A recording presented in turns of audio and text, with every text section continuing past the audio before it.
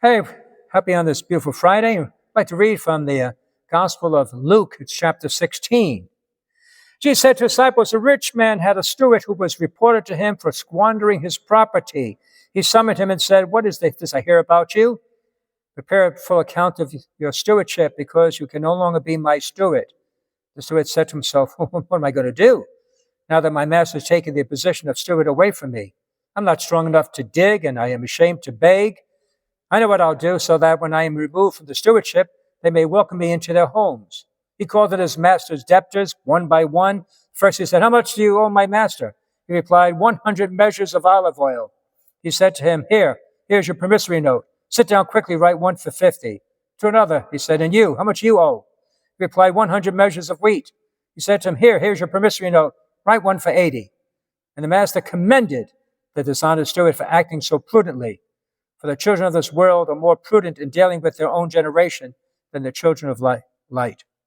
And so when his listeners heard this parable and this little shady business they were going on, they expected Jesus to, reprimand or speak poorly. But he praises him. The guy was sort of dishonest.